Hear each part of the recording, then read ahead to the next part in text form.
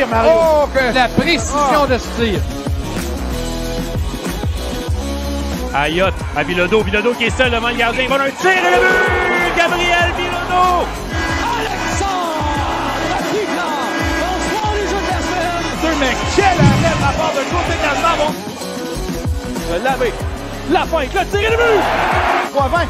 De l'autre côté, oui, il est bon! Et voilà! L'assurance est champion!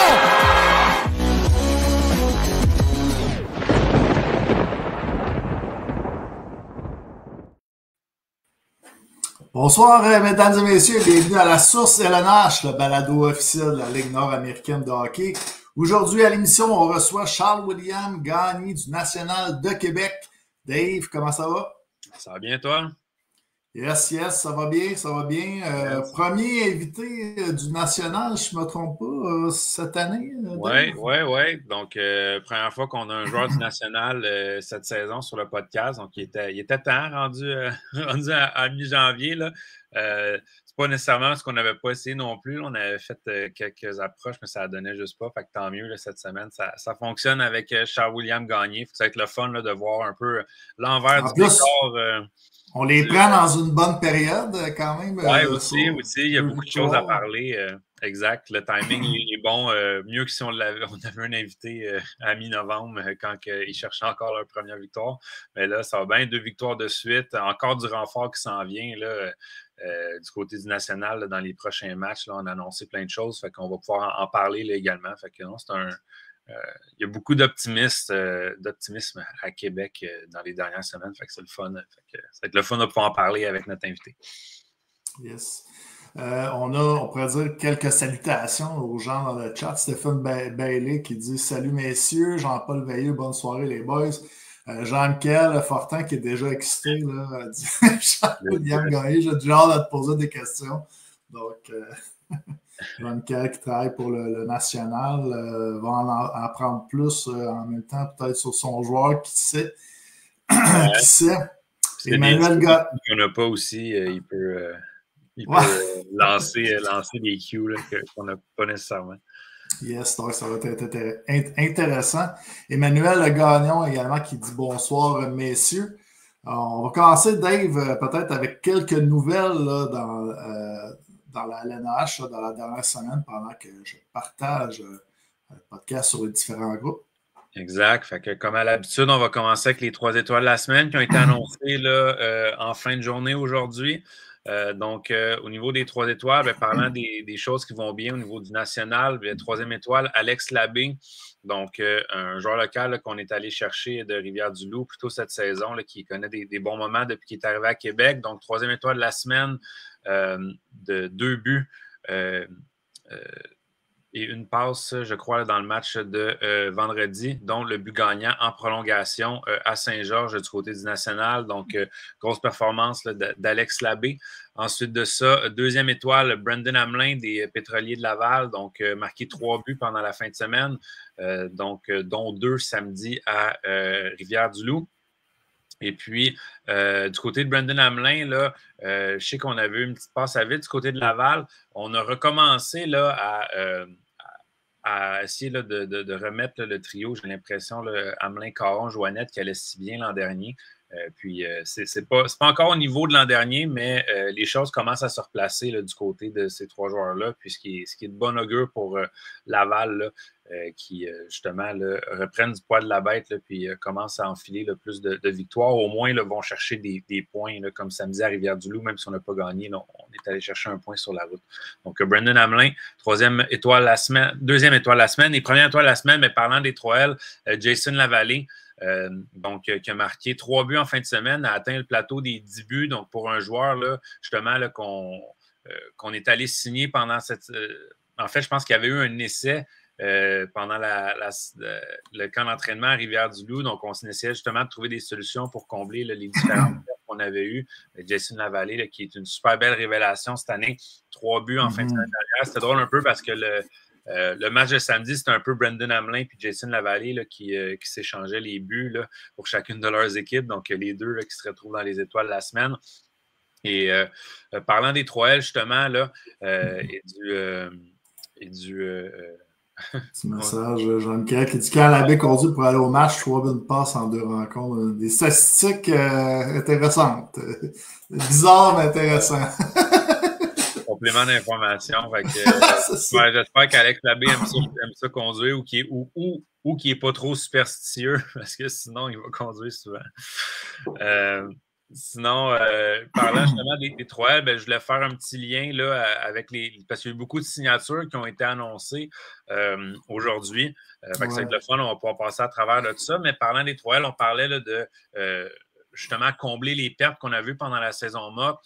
Au début de la saison, il y avait vraiment beaucoup de points d'interrogation. On ne savait pas trop qui allait prendre la place là, des Saint-Cyr et des Marcotte qui étaient partis. Ben, Jason Lavallée, c'en est une belle surprise cette saison. Après ça, on a rajouté notre choix de première ronde, Thomas Bellegarde, pendant la saison là, dans les premiers mois. Jérémy Martin qui est venu s'ajouter aussi à tout ça, qui est un attaquant qui connaît du succès depuis qu'il est arrivé à Rivière-du-Loup. Et bien là, aujourd'hui, on réussit à annoncer là, une grosse prise qui est Pascal Laberge, ancien choix de deuxième ronde des Flyers de Philadelphie en 2016, donc qui a joué du gros hockey quand même, là, plusieurs matchs dans la Ligue américaine, dans la Ligue de la Côte-Est, mis à part, mettons, donc ça avait commencé un petit peu plus lentement, quand même toujours connu des bonnes saisons dans la Ligue de la Côte-Est, toujours près d'1 point par match. Donc, c'est un joueur là, qui va venir s'ajouter à ce noyau offensif-là à Rivière-du-Loup pour la fin de la saison. Fait que c'est vraiment là, un beau travail là, du directeur général là-bas, là, Fabien Dubé, qui justement a réussi à continuer là, d'amener des munitions à son équipe. Et Rivière-du-Loup qui va bien, justement, 4e. Son air d'aller, là, ouais. Exact. Fait que, il est dans le milieu de peloton et dans le fond, il est dans le milieu de la course là, pour l'avantage de la glace en première ronde là, des séries et peut-être même plus, qui sait. Donc, voilà pour la grosse signature à Rivière-du-Loup. Il y a eu d'autres grosses signatures d'annoncer aujourd'hui. On va y aller avec Jonquière parce qu'il y en avait eu une en fin de semaine. Donc, on sait, là, on avait parlé un petit peu de la situation la semaine dernière avec William Blackburn à Jonquière.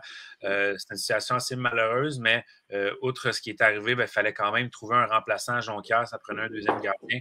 Donc, Bob Desjardins qui a réussi à mettre la main sur Alex Bureau, le fils de Marc Bureau, que peut-être se rappelleront là, dans les années 90, là, un joueur là, qui a joué à Montréal avec les Canadiens de Montréal et les Stars. Je pense justement, il a été signé comme consultant là, dernièrement, hier, aujourd'hui, par le Canadien. Ah, OK. C'est un expert dans les mises en jeu.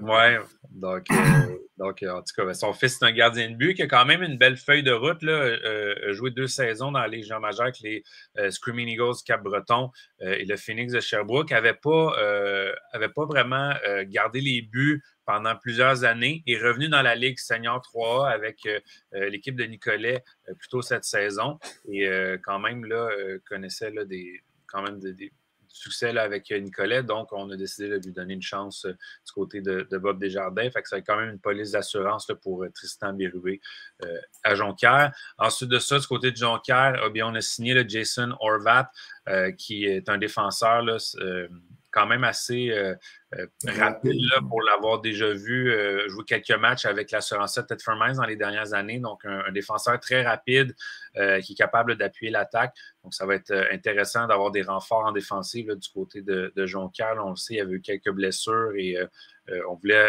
rajouter de la profondeur à cette position-là. Donc, Jason Horvat qui a été signé. Sinon, la grosse signature du côté de Laval, Brett Galland, qu'on attendait. On avait été le chercher la semaine dernière par le biais d'une transaction. Là, il est officiellement signé avec l'équipe. Donc, va être en uniforme vendredi pour affronter le national. Donc, Brett Galland, plus besoin de présentation. Là, une dizaine d'années passées au moins là, dans la Ligue américaine.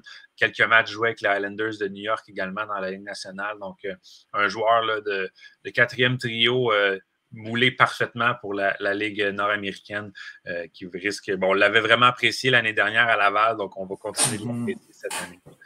Ensuite de ça... pour Québec, on va pouvoir en parler un petit peu avec Charles-William Gagné, mais Michael Tam qui revient à Québec, donc le joueur au niveau des remparts de Québec qui a le record du plus grand nombre de matchs disputés dans l'histoire de la concession, mais qui revient à Québec avec le national. Donc, devrait disputer là, assez de matchs pour se rendre éligible aux séries éliminatoires d'ici la fin de la saison et ensuite de ça, là, pouvoir participer aux séries. Donc, ça rajoute là, un petit peu avec la philosophie qu'on a à Québec d'aller chercher des vétérans qui ont beaucoup d'expérience pour aider justement à donner une identité à cette équipe-là, puis aussi à former, j'imagine, les joueurs là, qui vont être le pendant plusieurs saisons là, de cette équipe-là. Donc, une belle grosse signature là, du côté de Michael Tam, qui avait joué quelques matchs dans les 2 dernières saisons à Jonquière, là, mais qui n'était malheureusement pas disponible là, pour aller jouer à Jonquière cette saison. Donc, on a ramassé Michael Tam au balotage du côté de Québec. Ça fait le tour pour les signatures. Oui. Oui, donc si on poursuit, il y a eu 2 plateaux en fin de semaine au niveau des points. Donc, Danick Gauthier, qui avait remporté le championnat des pointeurs il y a 2 ans avec Jonquière, et bien là, rendu avec Thetford Mines depuis ce temps-là, enregistré son 100e point en carrière dans la Ligue nord-américaine. Et du côté de Saint-Georges, Anthony Verret, qui, lui, a enregistré son 200e point en carrière dans la Ligue nord-américaine. Donc, 2 beaux plateaux, là, surtout pour Anthony Verret, qui fait partie là, du noyau à Saint-Georges depuis maintenant plusieurs années. Donc, continue d'amasser les points dans la Ligue nord-américaine. Continuer avec des plateaux. Sébastien Paquette, le défenseur au Rivière-du-Loup, qui a marqué son premier but dans la Ligue nord-américaine en fin de semaine. À Thetford Mines, il y a eu un hommage. On a retiré le numéro de Daniel Poudrier. Donc, Poudrier, qui est quand même un nom assez connu à Thetford Mines, et le frère de Serge Poudrier, qui avait déjà son numéro là, dans les hauteurs du centre Mario Gosselin, et le fils de Serge, le neveu de Daniel et Pierre-Maxime Poudrier, qui est un des attaquants là, étoiles à Thetford Mines. Donc, Daniel Poudrier, un bel hommage. Quand même un joueur là, qui est en provenance de Thetford Mines, natif de Thetford Mines, a joué 25 matchs avec les Nordiques de Québec à l'époque, donc il a touché à la Ligue nationale, et a également joué 5 saisons avec le Pro Lab de Thetford Mines dans le début des années 2000 dans la Ligue nord-américaine. Et finalement, là, il y avait une petite photo que tu voulais mettre là, parce que la Ligue a passé à RDS aujourd'hui. Donc, la comédienne, là, personnalité Rika Suarez, qui était de passage au 5 à 7, qui a arboré fièrement son chandail des pétroliers, ça ressemble être numéro 92, donc numéro 4 sauvé, représenter les pétroliers à RDS là, de belle façon. Donc, c'est le fun de voir un petit clin d'œil. Photo qui a été publiée là, sur le compte de fan club des pétroliers. Là, donc, Exact. Ça fait le tour des nouvelles cette semaine. Puis, juste complément d'information, une des raisons aussi pourquoi il y a eu beaucoup de signatures d'annoncer aujourd'hui, parce qu'aujourd'hui, je pense que c'était la date limite pour annoncer là, les signatures de joueurs.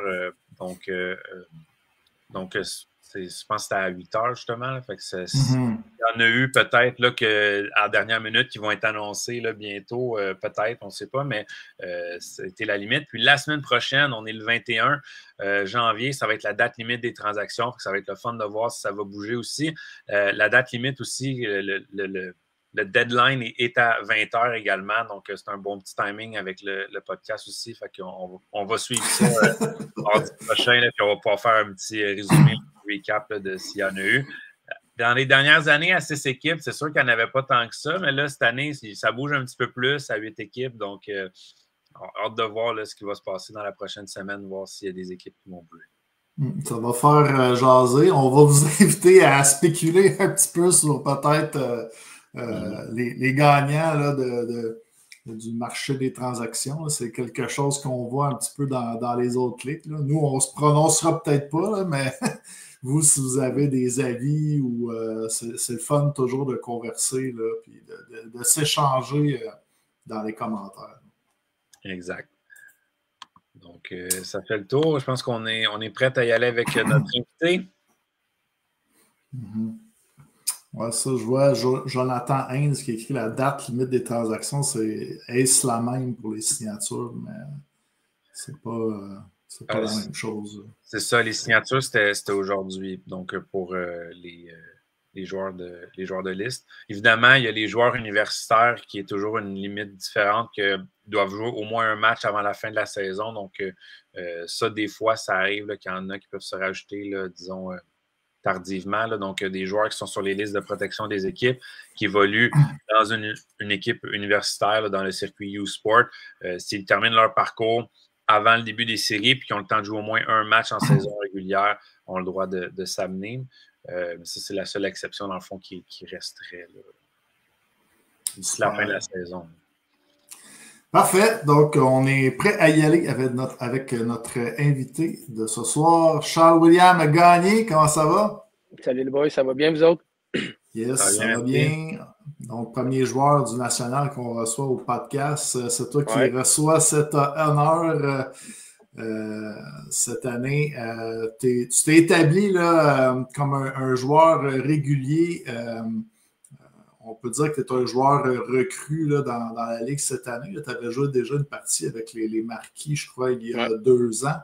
Mais tu t'établis avec cette équipe d'expansion, nouvelle ligue, nouvelle équipe. Donc, si tu peux nous parler un petit peu de ça, beaucoup de changements pour toi cette année? Ben, c'est sûr que c'est la 2e année en 2 que je suis dans une équipe d'expansion. J'avais joué en 3 avec Le Poulain. L'équipe de Lévis, qu'on a vu une autre début d'année assez difficile. Là. Je pense qu'on a commencé 7 ou 8 défaites en ligne. Puis là, cette année, que le national, que ça commence un petit peu comme ça. Tu sais, on ne se le cachera pas, ça a été difficile. Je pense que c'était difficile un petit peu aussi pour les joueurs, pour tout le monde qui est alentour de ça, d'arriver. Puis, tu sais, on n'a pas eu de blowout, je peux dire. On n'a pas perdu de game 9-10-0. Je pense que la 2e game, on a perdu 5-0 contre Jonquière, qui était la plus grande écart, je peux dire ça comme ça. C'est première game 3-1 contre Rivière-du-Loup. Sorel, je me rappelle, on gagnait 3-1. Il restait 5 minutes. Ils nous ont fait 3-2, 3-3 à la fin. On est allé perdre en prolongation. Fait que c'est sûr que je pense que ça a été un début assez difficile qu'on ne s'attendait pas. Mais là, on dirait que ça s'en vient sur la bonne voie avec les changements qu'il y a eu. C'est sûr que ça a fait du bien à la chambre aussi de ce côté-là, d'avoir des gars comme PC, des gars comme Frank, des gars comme Pick qui s'en viennent. On était une équipe jeune, là, fait que d'avoir des gars comme ça avec un petit peu plus de vécu et d'expérience, qui sont capables de mettre la chambre un petit peu plus sur contrôle, a fait du bien à pas mal tout le monde, je pourrais dire ça comme ça, là. Et qu'est-ce que ça l'a fait dans la chambre exactement, d'avoir un PC Laverie ou à côté de toi là, dans le vestiaire, là, des gars qui ont joué dans la Ligue nationale, c'est quand même spécial. Ben, c'est sûr que c'est le fun d'avoir du monde de même. Puis ici, il est rendu à quoi, 38, 39. Dimanche passé, on jouait. Tu regardes ce gars-là, c'est ça, il est rendu à quasiment 40. Finit ses mises en échec, il brasse, il est là, il est prêt à se pogner. Ça donne le goût, encore plus, même quand j'y vais, puis tout le monde, quand on y va, on a le goût, mais on dirait que ça a donné un petit deuxième souffle à notre équipe. Puis c'est sûr qu'avoir des gars comme ça qui ont eu des longues carrières, puis qui nous donnent des trucs, puis qui nous aident là-dedans, ça l'a donné un petit bout, je pense. Puis surtout, avec ce changement-là, quand on est arrivé, je pense que ça aurait été poche de perdre, mais là, de voir qu'on gagne, je pense qu'on est en train de remettre ça sur la bonne track. Puis c'est sûr que notre victoire contre Saint-Georges a fait du bien là, de ce côté-là. Si tu peux, parlant de gagnant, là, de gagner, il y a l'ajout aussi de Francis Paris, là, qui est un gagnant, qui est un gros morceau pour Saint-Georges il y a 2 ans. Est-ce que tu peux me parler de lui un peu? Ben, Frank, moi, je le connaissais comme joueur de hockey, mais pas comme personne. C'est sûr, c'est un gars qui est hyper calme. Il rentre dans la chambre, il amène de quoi d'autre que PC puis Pic. PC puis Pic, c'est plus des gars qui parlent, c'est plus des gars qui prennent de la place, je peux dire. Là. Tandis que Frank, il est tout calme, il est super posé comme personne. Puis c'est un gars qui a joué longtemps. Je pense qu'il a joué 10 ans dans la KHL. Ouais, 11, il est incroyable comme joueur de hockey. Là.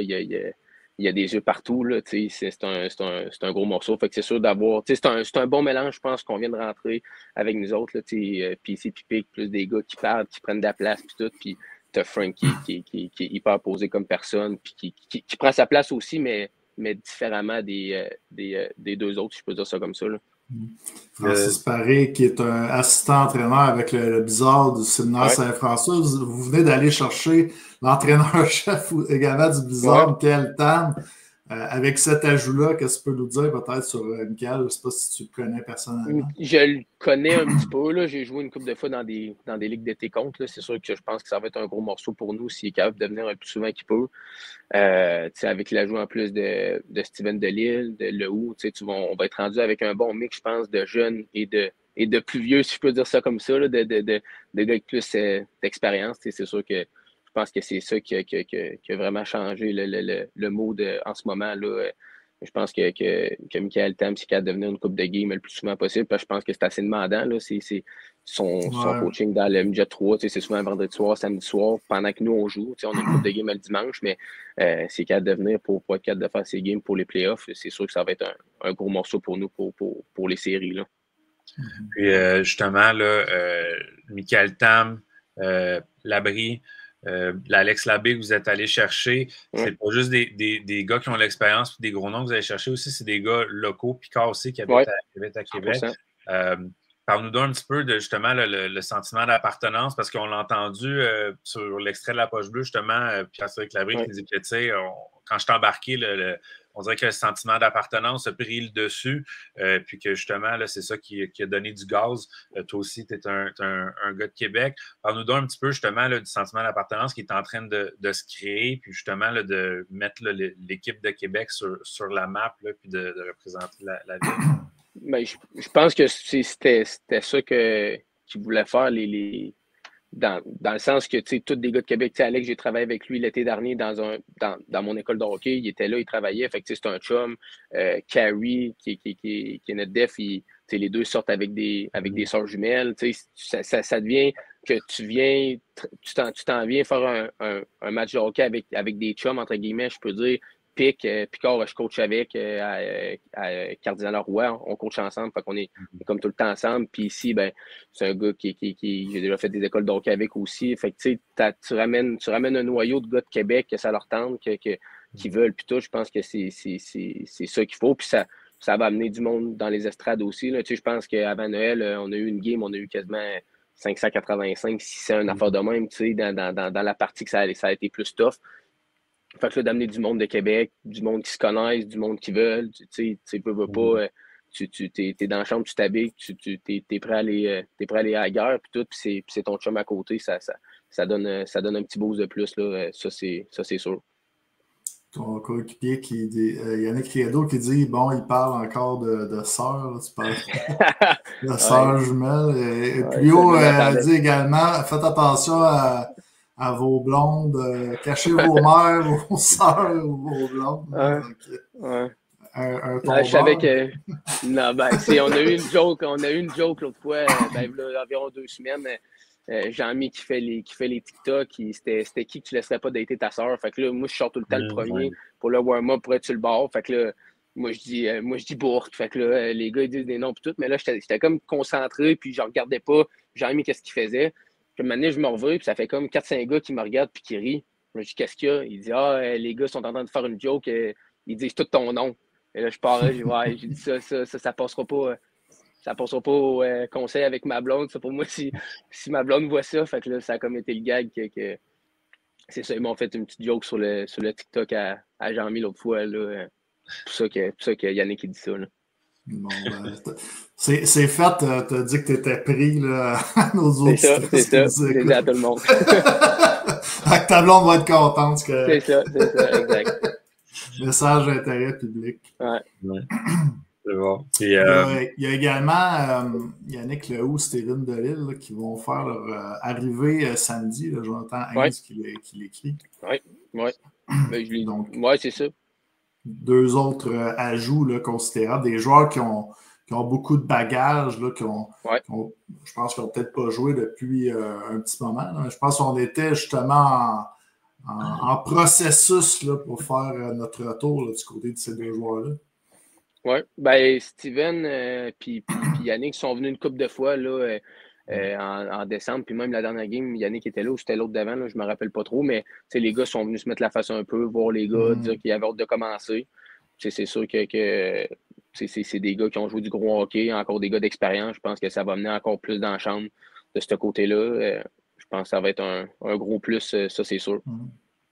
Jean-Michel qui nous dit Charles-William Gagné, le goût du national, le plus de combats dans l'histoire de l'équipe. Ouais. C'est vrai, ça? C'est toi qui as le record là-dedans? Ben, je pense que moi et la fille, on est à 4. Là. On est les deux à 4 combats. Fait que, là, je sais que Jean-Mi me dit ça avant la game contre Saint-Georges. Hey, tu pourrais mettre ça à 5, ça serait toi qui me donnerais le plus. Mais oui, ça fait partie de ma game. Là. Je ne suis pas là pour me battre, mais c'est sûr que le style de joueur que je suis, que je me compare beaucoup à des gars comme Brad Marchand, Brendan Gallagher, puis tout. Je suis un gars d'énergie qui ça me dérange pas si ça arrive dans le feu de l'action. Là. Mais c'est un petit peu ça mon rôle, si je peux dire ça comme ça. Là. C'est quoi qu'il a dit comme ça? C'est ça qu'avant, quand il conduit avant une game de 3 buts de passe, là, je m'attendais à ce qu'ils disent les combats, mettons. Les stats quand il y a un combat après avoir mangé un spaghetti pour souper, 4 victoires en 4 combats. Sinon, il y a un autre. On parle d'expérience du côté du national là, qui vient de se rajouter. Il y a quand même beaucoup d'expérience depuis le début de la saison dans la chambre, peut-être pas sur la glace, mais dans la chambre. Vos 2 entraîneurs, c'est des joueurs qui ont touché à la Ligue nationale. Ouais. Daniel Gauthier là, avec les Blackhawks, si je ne me trompe pas. Puis Donald Brashear, on connaît là, la carrière qu'il a eu, plus de 1000 matchs. Si tu peux nous parler un petit peu des entraîneurs. Premièrement, Daniel Gauthier, si tu avais à qualifier un peu son style de coach, là, c'est quoi son style? Là, comment est-ce qu'il est dans la chambre? Ben, je pense qu'il y a un bon dosage entre être motivateur puis le côté système. Là. C'est sûr que je pense que pour lui, ça a dû être tough là, au début, justement, il était avec les bâtisseurs, après il était avec Laval. Laval qui ont une grosse équipe, puis là, tu arrives avec le national, que ça commence comme ça un petit peu. Là. Mais Dan, moi, je l'adore comme coach. Il y a beaucoup de vécu, donnant la même affaire. C'est des motivateurs. Là.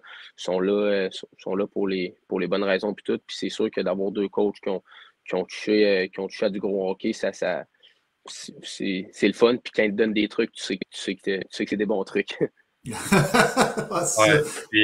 T'écoutes le monsieur. C'est ça. Ouais. Donald, il a voulu me donner des trucs pour me battre, mais il dit il te manque une coupe de pouce. Peut-être que ça ne s'appliquait pas à toi. Ouais, c'est ça. Ouais, Vincent Drolet qui dit « Je viens d'arriver, est-ce que ça vaut la peine que je manque la game du Canadien pour l'écouter parler? » J'ai demandé quelques hints là, à Vincent là, avant le podcast. Il m'a dit une couple d'affaires. Il m'a dit que tu étais un bon joueur de hockey-ball. Tu joues pour les enfants. Là, ouais, ben j'ai joué, moi, il y a 3-4 ans, j'ai joué dans la Ligue nationale de deck un petit peu. Là. Puis après j'ai slacké ça un peu. Là. J'avais mal partout un peu. Mais l'été, moi je jouais avec Vince Drolet. Vince, c'est un de mes bons chums, là. Un de mes meilleurs chums. On jouait avec Jean-Mi, puis Yannick Riendo. On a eu un été tough au deck, là, en toute transparence. Là. Yannick, il voulait gauler, puis je pense que c'est une bonne affaire qu'il reste comme joueur. Il n'était pas wow d'un but. Jean-Mi gaulait aussi une fois de temps en temps. Jean-Mi aussi, il est peut-être mieux joueur. Là. On a eu de la misère avec nos goalers cet été au deck. Il me disait que tu étais un grand fan de vodka BioSteel pendant l'été. Ouais, ça, c'est des belles histoires qu'on a eues là 2-3 étés avec Vince. Vous n'avez peut-être pas nécessairement gagné la game, mais gagné au bar, peut-être. Ouais. On n'était pas pire. On n'était pas pire. Good. Excuse, Dave, je t'ai comme coupé. Là, mais... c'est vrai. Je voulais juste, pour boucler la boucle là, sur les coachs, je voulais savoir, je t'ai posé la question comment est-ce que Daniel Gauthier est. Donald Brashear, on connaît tous Donald Brashear sur la glace. Comment est-ce qu'il est dans une chambre de hockey en tant que coach? Est-ce qu'il est réservé? Est-ce que des fois, il fait des bons speeches ou il est plus là pour gérer là, un peu les émotions du club? Comment est-ce qu'il est Brashear dans la chambre? Tu sais, Do, il est carrément à l'inverse que sur la glace. Tu sais, sur la glace, le monde tu sais, c'est un gars, tu sais, tout le monde le sait, il se battait, il se pognait, ces affaires-là. Il était il était plus prime de ce côté-là. Puis, en tant que coach, il est hyper calme. Son ton de voix hyper calme aussi. Il parle super pas fort. Des fois, tu as même de la misère. Des fois, il parle pas fort. Il est hyper réservé, hyper calme. Mais c'est un coach qui a il dose bien de ce côté-là. Quand c'est le temps de donner un peu de pep puis tout, il est capable. Mais c'est un gars quand même assez... il connaît hyper son hockey. Quand il dit des trucs, puis tout, c'est tout le temps même des fois, il dit des trucs que même moi, ça fait longtemps que je joue, puis j'ai comme jamais entendu faire un crime. C'est vrai que c'est bon, c'est hot, ces affaires-là, mais il est vraiment, vraiment un coach calme et quand même assez réservé, je peux dire ça comme ça. Là. Parfait. On va faire un petit tour là, aussi de ta carrière, là, de ton parcours rapidement. Donc, je vois que tu es allé jouer là, dans les Maritimes, ton hockey junior à Campbellton, quand même passé 3 saisons là-bas. Il y a aussi, je pense, il y a aussi Cégep d'Alma, puis Bishop aussi, je pense que c'était junior. Oui. Ben, j'ai fait une demi-saison. J'ai joué scolaire avec l'Académie Saint-Louis. Je venais le D1. Puis à mon année, à mon secondaire 5, dans le fond, je fais une moitié de saison avec le Média 3 au Séminaire Saint-François.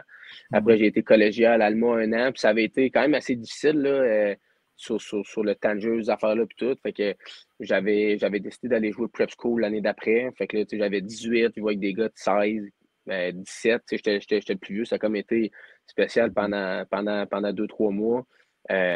Puis après 2 mois que j'ai joué prep school, j'avais été dans un showcase, je m'étais fait voir par les Tigres.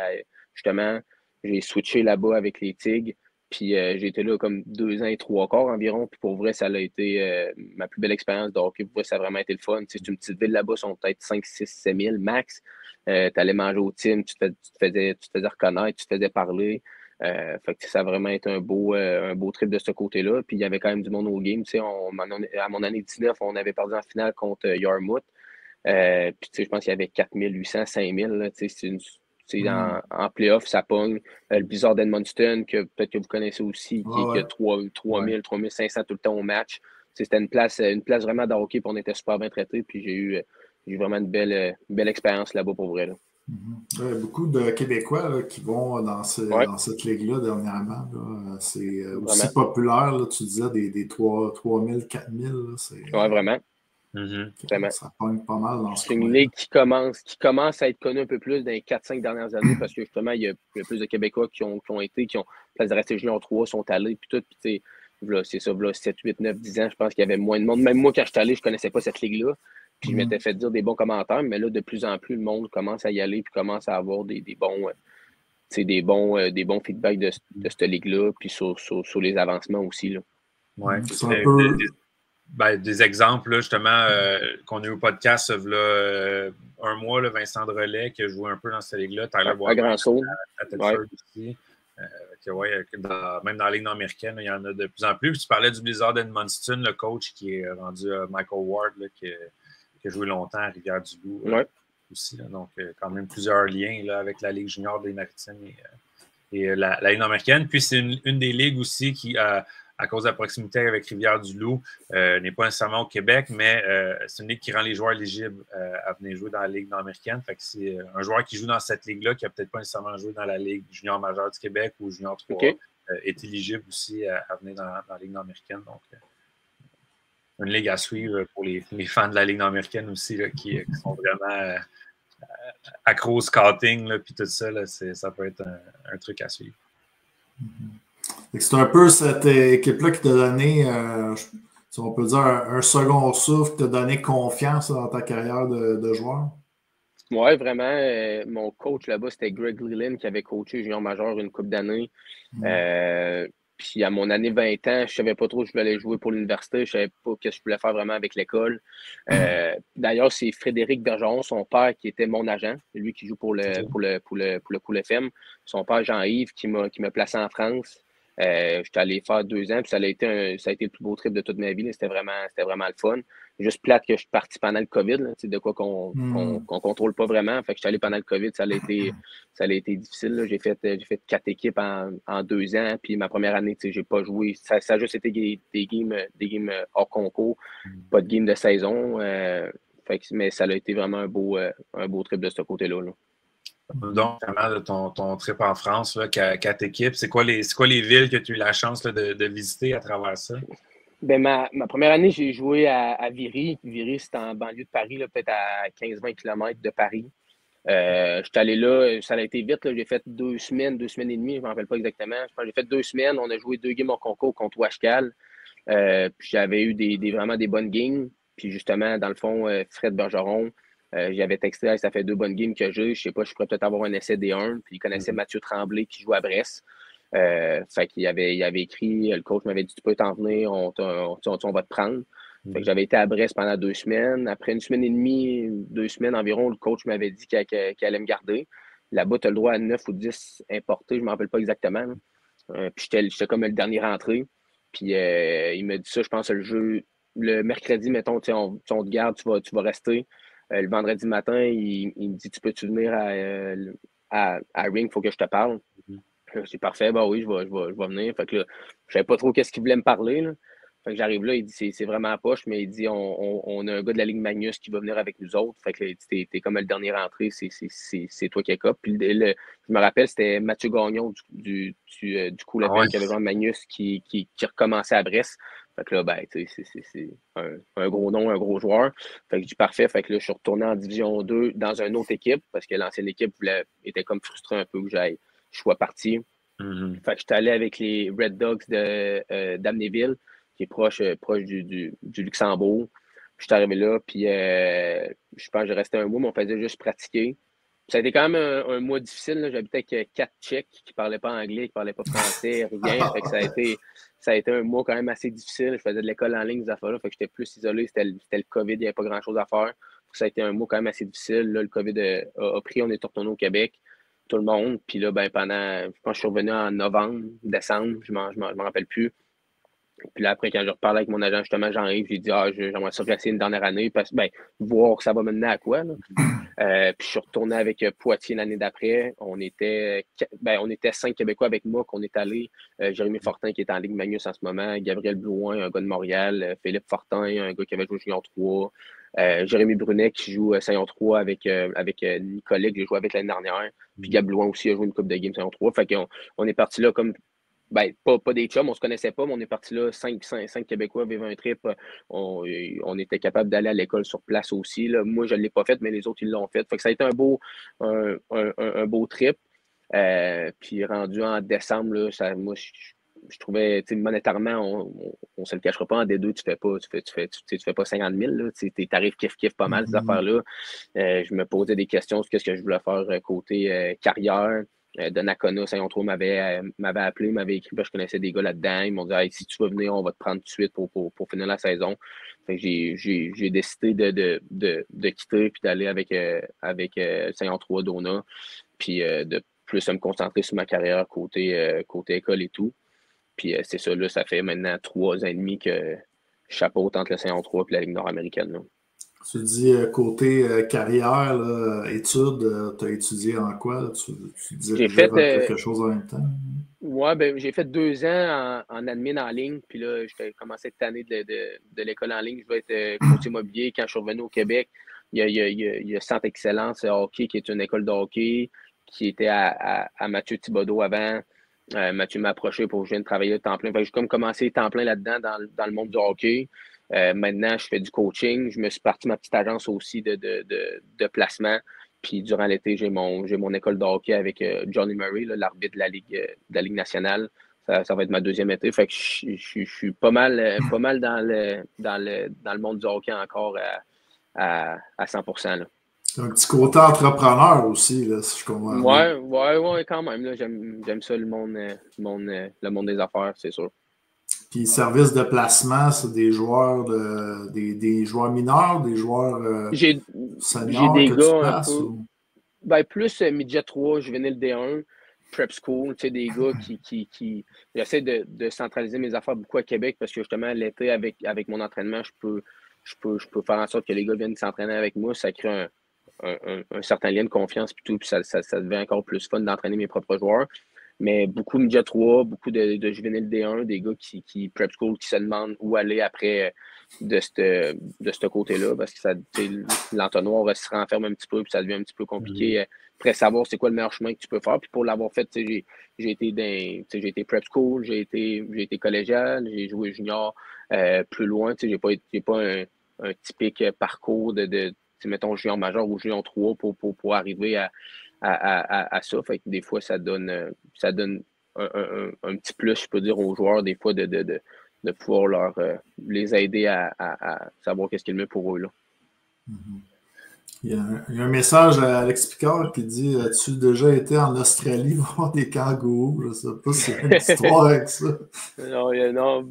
Non, j'ai jamais été en Australie avec les kangourous. Puis il m'avait dit une petite joke là, que je coachais avec tantôt. Okay. Je coachais avec tantôt, puis il dit essaie de dire le mot kangourou pendant le podcast. Ah, bon, la chose sort du sac d'abord. As-tu d'autres choses sur ta liste, là? Non. Il m'avait dit ça, là, du crime kangourou, mais je place ça comment, kangourou, pour dire que j'étais allé dans le sud ou je sais pas trop quoi. Là. Finalement, je t'ai aidé. T'aurais pu être Sly et dire que c'est ça que t'as mis ton plus beau kangourou pour l'entrevue. Ouais. Sinon, là, t'es revenu au Québec. Ligue Senior 3, t'as joué là, dans quelques équipes. Moi, j'ai une question par rapport aux joueurs un petit peu justement un peu comme toi, qui rentrent dans le Senior 3, qui ont du succès dans le Senior 3, mais qui n'ont pas justement, mettons, les gros backgrounds de Ligue junior majeure du Québec, de grosses ligues, Ligue américaine, ces choses-là. Est-ce que dans le fond de ta tête, quand tu es rentré dans le Senior 3, c'était-tu un but d'atteindre la Ligue nord-américaine, de dire ça serait hâte de réussir à monter de niveau puis graduer? Puis c'est-tu également de quoi que tu penses qui est quand même répandu dans le Senior 3, surtout pour les jeunes joueurs là, qui se disent qu'ils aimeraient ça là, justement là, atteindre un peu la Ligue nationale au Québec, Senior au Québec? C'est moi, en toute transparence, la Ligue nord-américaine, quand je suis revenu, je connaissais ça, mais pas tant que ça. Moi, quand je suis revenu dans le Senior 3 à Dona, j'étais à 25-30 minutes de chez nous. Puis même, je me rappelle encore la deuxième game, on a joué contre Granby. Je pense qu'il y avait eu 15 batailles. Puis là, j'ai dit, mais ça brassait pas mal plus avant. Là, oui, ça va tout le temps brasser. Puis c'est le fun d'avoir cet aspect-là de la game. Mais là, après, avec 14-15 batailles, j'ai dit, je sais pas trop à quoi m'attendre. Je me faisais pas d'attente de ce côté-là. L'année d'après, j'ai eu un bon début. Je pense que j'avais fait 18 ou 19 points en 12-13 games. Jonquière m'avait appelé, je suis allé, puis ça avait été super cool. J'avais été, dans le fond, Kevin Veilleux était là, qui est rendu avec nous. Vince Drolet, je pense pas. Vince Drolet était là. Puis c'est un autre Vince qui a eu un parcours, qui a joué junior de A, qui je pense que le hockey était pas délaissé, mais qui n'avait rien en tête avec ça. Il est allé à Dona qu'on a joué ensemble, puis ça l'a super bien été. Fait que oui, là, maintenant, quand je suis arrivé dans la Ligue, non, ça ne m'a jamais passé par la tête. Puis là, maintenant, c'est sûr que mon but, c'est de m'établir dans la Ligue nord-américaine, des affaires-là, puis tout, mais je pense que la Ligue nord-américaine aussi se doivent d'aller piger un petit peu dans le Senior 3, dans des gars jeunes qui commencent un peu puis qui ont la game un peu robuste puis tout, parce que quand tu arrives de la France, pour vrai, t'es pas. C'est un autre game. Là. Moi, en France, ça plaquait pas, ça brassait pas. Là, t'arrives. Mais je pense que oui, là, je suis vraiment content, mais je pense que la Ligue nord-américaine, en plus, là, avec plus d'équipes, 8, à la place de 6, on va être capable de donner des breaks, je peux dire, à certains gars comme ça qui veulent monter puis qui ont des bonnes années. Qui ont des bonnes saisons dans le Senior 3. Jean-Michel, il dit sur 15 batailles, tu en avais combien? Au moins 5, j'imagine? Ou... Comment? Sur 15 batailles dans ce match-là, il y en avait au moins 5 que c'était toi? Non, il n'y en avait pas une, c'était cette game-là. OK. Il y a une autre question qui demande c'est qui le joueur que tu es à la fois chum et en dehors de la game? Rendu dans la game, tu as du fun à écœurer. Donc, que c'est mon chum, puis j'ai du fun à écœurer. Ouais. Je n'ai pas un précis. Là. Je sais que la dernière game contre Rivière-du-Loup, voyons, Garneau, c'est un de mes chums. J'ai joué une couple de fois avec durant l'été, puis tout. Puis là, ça a comme commencé à brosser durant la game, puis tout. Puis j'ai des petites niaiseries en voulant dire hey, tu diras un tel que s'ils veulent se pogner, je suis game. Mais tu sais, c'était de m'écœurer avec des gars. Non, c'est sûr que c'est à la glace, je vais faire ma job, je vais faire ce qu'il faut que je fasse. Là, mais même que ce soit mon chum, j'avais niaisé Vince Drolet avec ça au début de l'année en game hors concours. Vince, c'est probablement mon meilleur chum. Puis je l'avais backboard, là, mis en échec dans le dos, puis j'avais pogné un 2 sur lui. Fait que c'est sûr que c'est à la glace, tu t'en rends pas compte. Là, quand tu joues et tu es dans le feu de l'action, des gars comme William Leblanc, c'est des gars que je croise souvent, qui est au Cool FM. Quand j'avais été avec les Lions, une semaine de temps, il était là. Puis durant un game hors concours, ça avait brossé une couple de fois dans le coin, ces affaires-là. Fait que je pense que tu t'en rends pas trop compte quand tu es dans le feu de l'action là, de c'est qui est là. Puis c'est sûr que quand tu es rendu sur la glace, je veux garder mon poste, je veux rester là temps plein. Fait que c'est sûr que c'est pas des affaires que tu t'en rends compte tant que ça. Là. Tu dis que tu as déjà été chez les Lions de Trois-Rivières pendant une semaine? Oui, ben dans le fond, quand c'était le COVID, quand j'étais revenu de la France, que j'avais joué avec Dona, c'est l'année qu'ils ont signé, je pense, 74 gars, 75 gars. Puis m'amener un gars de Trois-Rivières qui est un agent de Maxime Hamelin, que je connais bien.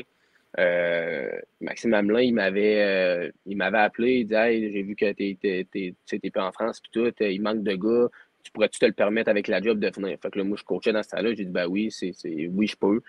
Fait que là, je suis allé là une semaine. J'habitais avec Bélé Pelletier qui est au Cool FM, puis Saint-Pierre qui joue avec nous. Fait que là, lundi pratique, mardi pratique, mercredi pratique. Éric Bélanger, il me dit on va te dire oui pour la game de vendredi, tu joues avec nous. Puis je pense qu'il partait une semaine de temps au Newfoundland, puis il y avait 3-4 games. Il dit tu vas venir avec nous autres. Je suis parfait, super. Fait que le vendredi, je fais ma petite routine, ma nappe, puis tout, je me couche à 3h45, 4h. Il fallait être là à l'aréna à 5. Je pense qu'on jouait à 8 environ. Je me fais appeler par Éric Bélanger. Je dis, OK. Je pense pas qu'il m'appelle pour me dire de venir dans le bureau pour m'expliquer le powerplay. Là. Fait que là, c'est bizarre pourquoi il m'appelle. Fait que là, je réponds. Il dit hey, j'ai vraiment une mauvaise nouvelle à te dire, Charles. Tout, qu'est-ce qui se passe? Je savais pas trop à quoi m'attendre. Il dit on était le 3 mars ou 4 mars, là, je me rappelle comme c'était hier. Il dit les joueurs qui ont joué en Europe n'ont pas le droit de jouer après le 1er mars. C'est une règle de la East Coast. Fait que là, on était comme 3 heures avant la game, 3h30. J'avais dit à mes chums de descendre. J'avais des chums de Montréal, de Québec qui venaient à ma game. Mon père, ma mère, tout, mon petit frère. Fait que là, j'appelle mon père, ma mère, je peux pas jouer. Fait que là, mon père pensait que je le niaisais. Il dit arrête là. Il dit je te jure, c'est une règle. Puis finalement, fait que, avec cette règle-là, j'ai jamais joué de game avec les Lions. C'est plate, ça, mais genre malchance quand même. Ouais, c'était poche, ça. Je pensais que tu allais nous ressortir l'histoire là, du U-Haul encore. Ça fait une couple de fois qu'on recevait des joueurs cette année et qu'ils étaient dans cet épisode-là. Mais finalement, un nouvel épisode. Ouais. Faudrait les screener, là, ceux qui étaient dans le UR. Faudrait avoir la liste là, pour savoir de les inviter pour pas la entendre. Mais sinon, où est-ce que je voulais aller avec ça? Ouais, t'es-tu un genre de joueur qui, justement, avec ton style de jeu, qui se fait aller pas mal le manche-patate pendant un game? Tu genre de joueur tu disais que tu étais un Brad Marchand là, au début de l'entrevue. On veut savoir qu'est-ce que tu peux chirper sur la glace.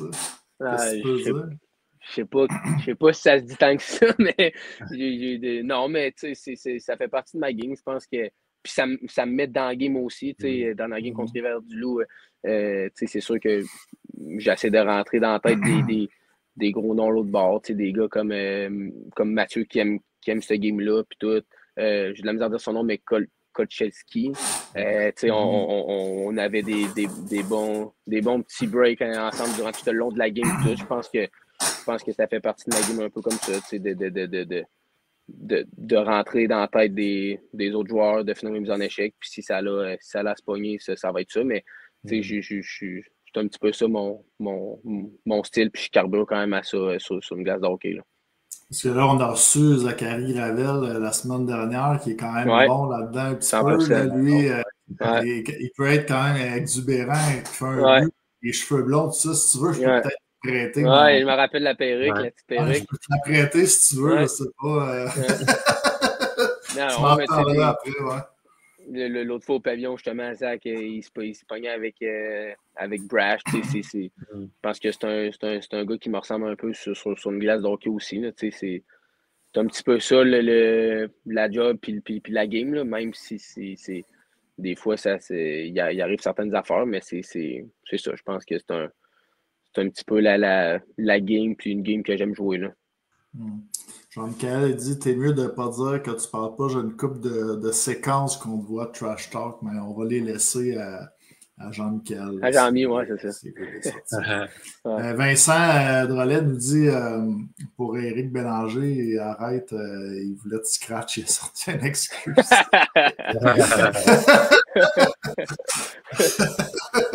Ouais, j'ai fait des recherches à l'école, c'est pas cette règle-là. C'est ça. Ouais, c'est ça. Pendant qu'on jasait, Dave, il était en train de regarder les règlements. Le CHL, puis ça n'existe pas finalement. Sinon, si on revient là, on vient à l'instant présent là, avec le national. Justement, là, ça va mieux par les temps qui courent. Une grosse fin de semaine, là, 2 matchs. À Laval vendredi, à Québec samedi contre Thetford Mines, qui est une grosse équipe. À quoi est-ce qu'on peut s'attendre, là, justement? Là, j'imagine que vous voulez poursuivre sur votre lancée. C'est quoi un peu le plan de match, mais l'état d'esprit là, avant d'embarquer dans le prochain week-end? L'état d'esprit est bon. Je pense que le mood, comme j'avais dit au début de l'année, quand les gars rentraient à l'aréna, c'était on dirait qu'on avait peur de perdre puis qu'on avait l'impression qu'on allait perdre. Là. Je pense qu'avec les 2 dernières fins de semaine, nos 2 grosses victoires qui ont fait du bien, l'état d'esprit, ça va être de continuer sur cette lancée puis d'arriver confiant. Là. Je pense qu'on a prouvé un peu qu'on est capable de compétitionner avec tout le monde. Fait que Laval, ça va être une grosse game. Thetford, ça va être une grosse game. Ça va être 2 gros tests cette fin de semaine. Puis va falloir arriver prêt. Alexandre Arsenault demande comment sont les nouveaux Loisel et Cardinal. Si tu peux nous parler peut-être un petit peu d'eux. Oui. Loisel, c'était un gars que je ne connaissais pas pantoute. Là. Je sais qu'il connaît une couple de gars dans l'équipe comme Bourque. Là. Je pense qu'ils sont proches. Puis pour vrai, Loisel, autant sur la glace que dans la chambre, il est vraiment bon pour l'équipe. Là. C'est un bon Jack. Je pense qu'il s'est bien intégré au groupe. Puis sur la glace, je trouve qu'il fait vraiment une bonne job. Là. Un gros bonhomme de 6 pieds 3-4 qui finit ses mises en échec, qui joue bien défensivement. Je pense que c'est ça qu'on avait besoin. Mm-hmm. Puis Cardinal, c'est un autre que je jouais avec aussi cet été au deck. Fait que c'est un autre chum qui rentre un peu dans la gang. Il est bien proche de Jean-Mi, il est bien proche de Picard aussi, ces affaires-là. Fait que puis Cardi, je pense que c'est un excellent gars de 3-4 qui finit ses mises en échec. Puis c'est un gars qui a vrai. Ça fait 2-3 games que je suis avec nous. Tu vois qu'il y a déjà le national de tatouer sur le cœur. C'est un gars qui arrive prêt. Puis dans la chambre, c'est 2 grosses acquisitions qu'on a eues. Même si c'est des gars jeunes, puis tout, l'ambiance avec eux est vraiment le fun. Là. On parle du national. On connaît tous la série Lancé compte. C'est qui tu t'identifies dans le national? T'es-tu plus un François Pétel? Là, peut-être Johnny va dire Templeton, là, mais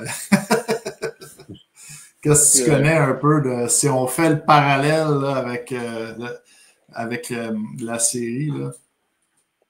Pour vrai, en toute transparence, la série, je la connais pas tant que ça, là, pour être. C'est vrai que ça fait quand même une dizaine d'années que ça joue plus. J'avais sûrement 12-13, là, mais souvent, le monde m'en parle, tout, puis je réponds pas trop, là, mais à part Pierre Lambert, on l'entend souvent, là, puis je pense que les fans on dit la joke beaucoup au début de l'année avec ça, avec Pierre Lambert, qu'on aurait besoin d'un Pierre Lambert. Là. Mais en toute transparence, la série, je pourrais pas te dire à qui je m'identifie bien, parce que je la connais pas tant que ça. Là. C'est bon. Fait que, Sinon, moi, j'enchaînerais là, avant de terminer puis clore ça. J'ai un petit questionnaire, là, question rapide là, que faire. Donc, vraiment, là, ce qui te vient en tête là, rapidement, là, question là, semi-rapide, mettons.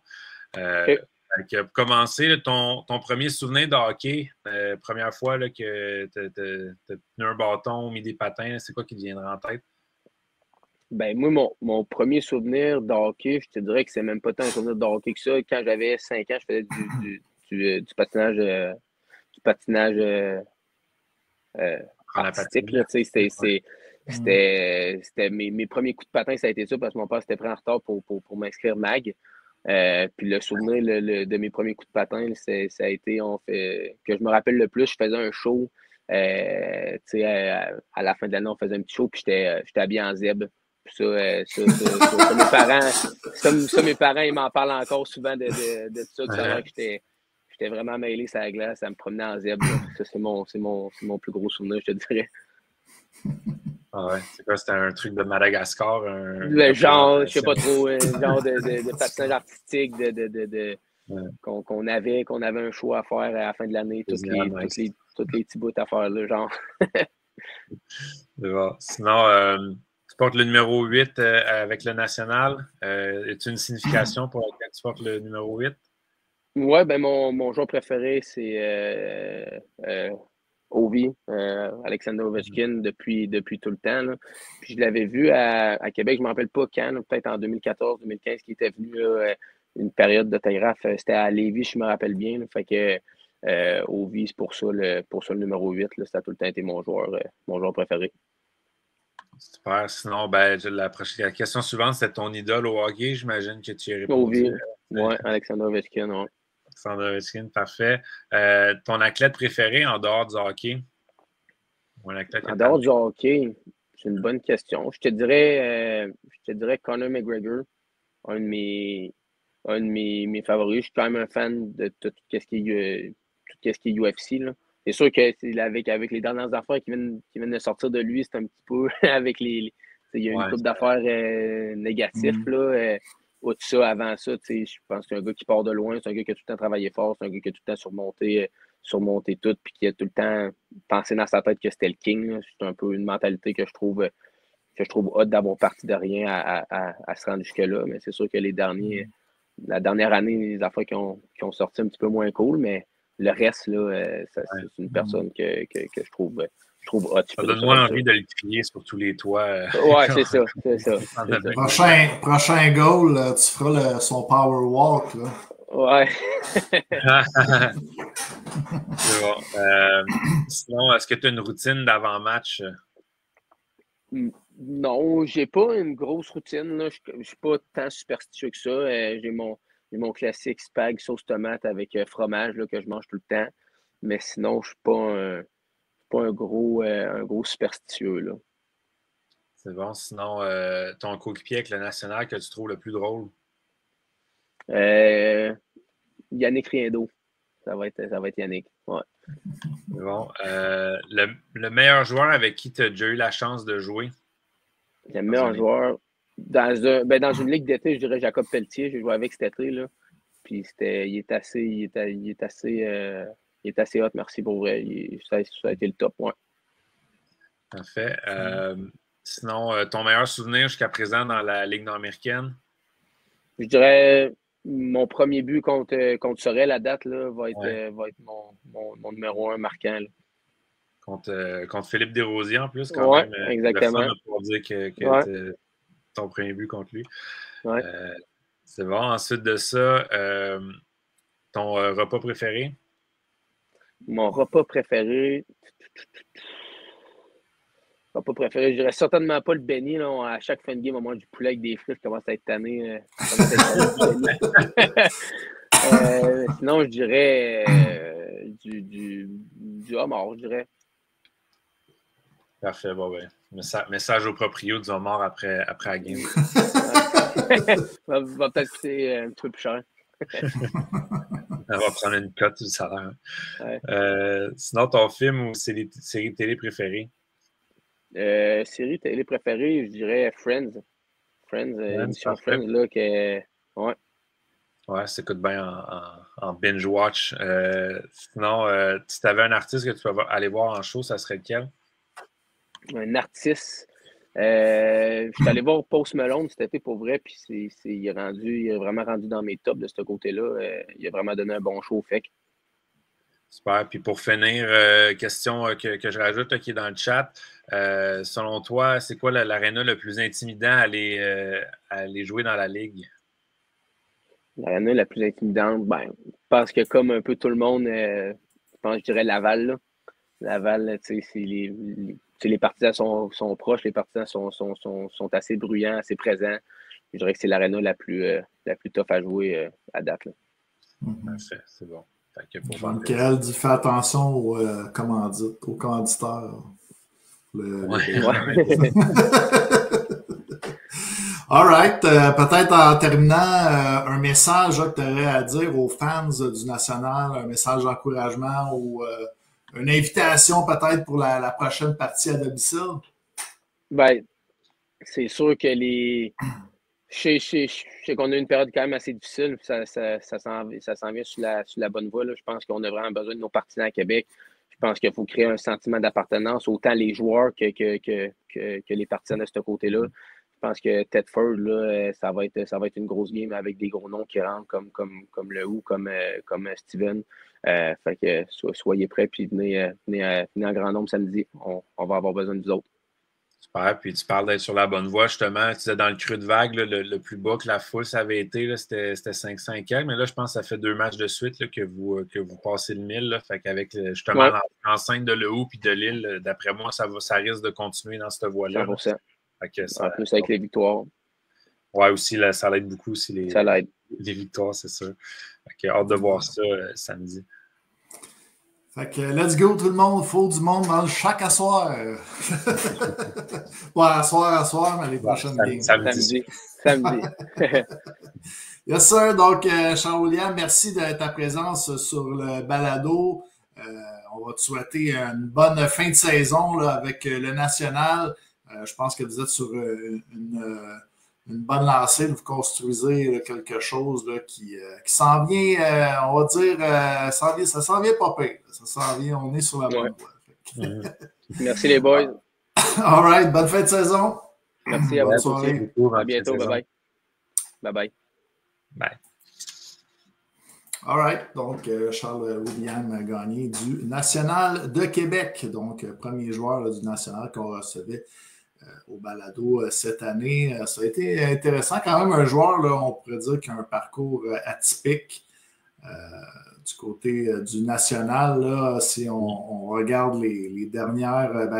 comme il l'a dit un petit peu, là aussi, on ne s'est jamais fait déclasser. Il y a eu... je n'ai peut-être pas la statistique, mais il y a eu des défaites par un but. Je pense qu'il y en a eu quelques-unes là, de mémoire également. Donc... mais on construit sur du positif du côté du National. Je pense qu'on est une équipe d'expansion.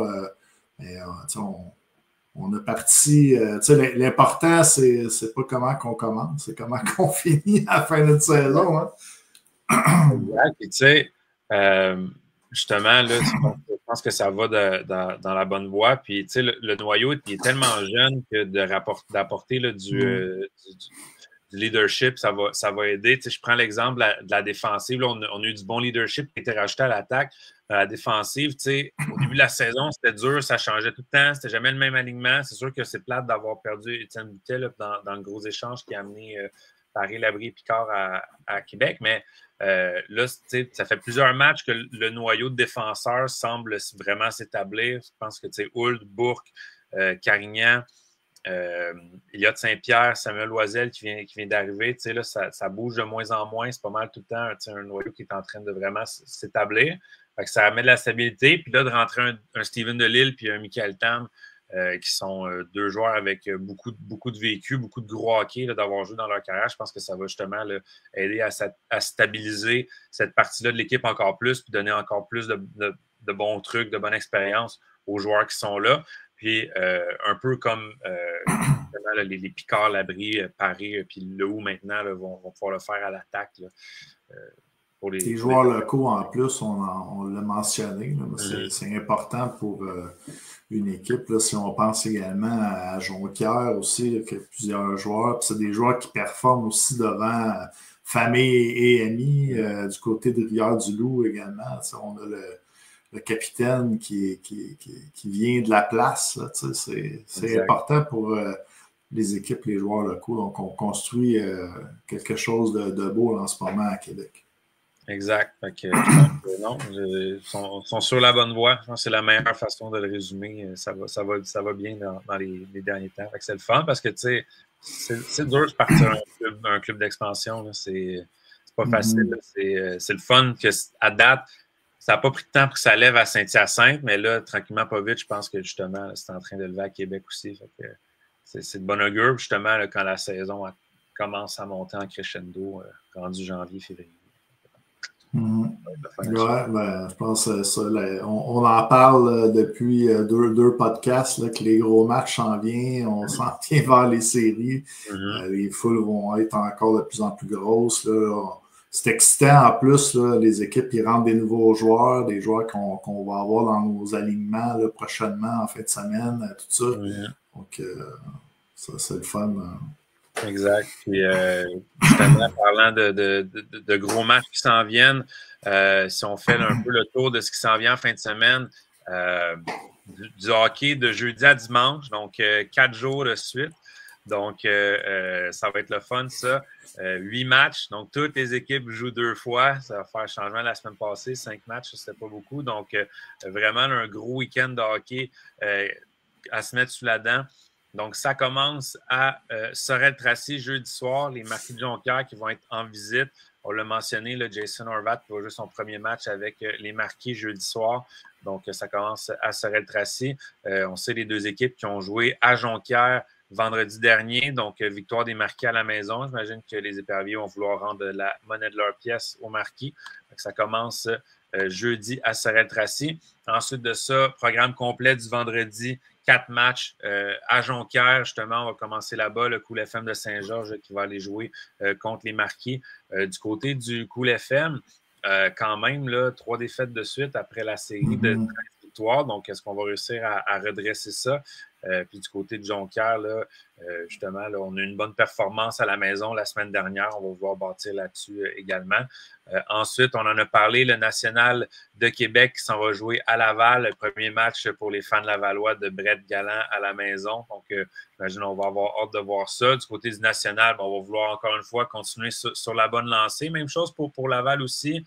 Du côté de Laval, là, comme je disais, ça se replace. Également, là, on n'en a pas parlé, là, mais je pense que de toutes les grosses transactions qu'il y a eu dans les dernières semaines, une qui a passé vraiment sous le radar, c'est celle de Marc-André Tourigny, qui veut pas, est quand même un des meilleurs pointeurs, j'allais dire de la Ligue, mais on s'approche d'être un des meilleurs pointeurs de l'histoire de la Ligue, là, lui qui s'approche du plateau des 500 points.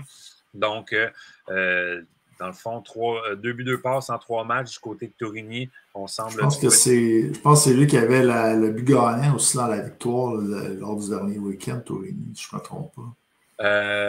C'était Gadouri qui avait le but gagnant, mais. le but égalisateur, d'abord. Oui, le but égalisateur avec le à 6 contre 5 à Rivière-du-Loup, c'est Marc-André Tourigny qui l'a marqué. Fait que, ouais, t'as raison là-dessus. Fait que, ouais, marqué des gros buts déjà. Donc, ça va être le fun à suivre à Laval. Ensuite de ça, à Thetford Mines, les éperviers de Sorel-Tracy qui vont être à Thetford vendredi. Donc, un autre gros match entre 2 équipes. Là, position 2, s'il n'y a rien qui change là, entre jeudi et vendredi. En fait, il n'y a rien qui va changer. Ça va être la position 2 contre la position 3 au classement général. Et puis, à Rivière-du-Loup, le premier match d'une série aller-retour en fin de semaine entre le Bataillon et les 3L. Donc, 2 équipes qui ne se sont pas encore affrontées beaucoup depuis le début de la saison. Je pense qu'il y a seulement eu 2 matchs, à moins que je me trompe, là, entre les 2 équipes depuis le début de la saison. Donc, une nouvelle petite rivalité là, qui va pouvoir s'établir avec une petite série aller-retour donc, à Rivière-du-Loup. Et encore une fois, c'est 2... Le match que j'avais été décrire, c'est justement à Saint-Hyacinthe, c'est contre les 3L, puis ça avait fini quand même... en tir de barrage, hein, si je ne me trompe pas. Oui, exact. Donc, ça avait été un match là, quand même qui avait eu de l'émotion au cours de la rencontre. C'était un bon match. Oui, exact. Fait que ça va être le fun de suivre ça. Puis encore une fois, 2 équipes qui sont au classement, position 4 contre position 5. Fait que ça aussi, ça va être bon. Ensuite de ça, samedi, à Québec, l'entrée en scène de Yannick Lehoux, l'ancien des Coyotes de Phoenix, et de Steven Delisle, l'ancien choix repêchage des Blue Jackets. Donc, match très attendu à Québec. Ça va être le fun. Il va y avoir du monde. C'est une bonne équipe. Fait que ça va être... avec ça, c'est super. Là, 491 déjà pour le match à Québec. On va se croiser les doigts. La plus grosse foule depuis le début de l'année à Québec, c'est le match inaugural de l'équipe, 1350. Des bonnes chances de faire la plus grosse foule de l'histoire du National de Québec en fin de semaine. Fait que ça serait le fun de voir ça. Fait que ça va être à suivre combien il va y avoir de monde samedi soir à Québec. Et sinon, là, une bonne vieille rivalité aussi des dernières années, là, les Pétroliers de Laval qui vont être à Saint-Georges samedi soir. Je savais qu'il risque d'avoir du monde à Saint-Georges pour ce match-là. Fait que ça va être intéressant également. Et puis, dimanche après-midi, le match retour 3L Bataillon à Saint-Hyacinthe. Ça aussi, ça va être un match intéressant puisque Saint-Hyacinthe, ça fait 2 semaines qu'on n'a pas joué à la maison. On a hâte du côté des fans du Bataillon de revoir notre équipe. On s'ennuie. Donc, ça va être un match là, à suivre là, un dimanche après-midi à 14h du côté là, du bataillon de Saint-Hyacinthe. Le bataillon de Saint-Hyacinthe là, qui, je regarde, là, qui n'a même pas joué encore à la maison en 2025. C'est le premier match à la maison de 2025 et ça va être aussi le retour à la maison de Zachary Gravel qu'on a eu la semaine dernière là, au podcast à cause de sa suspension. Il n'a pas joué de match à la maison depuis, je pense, le début du mois de décembre pratiquement. Là. Donc, il va revenir là, au stade LP Gaucher. Fait qu'un gros week-end de hockey en perspective, 8 matchs intéressants. Fait que ça va être à suivre là, sur TVLNH ou en direct dans les arénas, ceux qui ont la chance d'y aller. Yes, TVLNH ou bien dans une aréna près de chez vous. Donc, Dave, je te remercie pour ce balado de ce soir. Charles-William Gagné du National de Québec qui était généreux avec nous, notre invité. Merci à tout le monde. Vous avez été là en grand nombre encore une fois ce soir. Merci à tous les gens là, qui nous ont écoutés. Et on se revoit peut-être dans une aréna près de chez vous. Peut-être que je vais être à Saint-Hyacinthe le dimanche. Faut que je regarde encore. Mais sinon, on se dit attention à vous et faites attention à vous au retour à la maison. Ouais. Au revoir. Puis juste dernière petite parenthèse, bon commentaire dans le chat. C'est vrai, ça dépend. Gravel s'était blessé vendredi dernier à Thetford. Fait qu'on espère là, que c'est pas qu'il va être là dimanche puis que c'est pas plus grave que ça. C'est vrai, j'avais oublié. Fait que pas. À suivre dans le cas de Zachary Gravel. Mais ouais, on va pas dire de mauvaises informations. Salut tout le monde. Bonne soirée.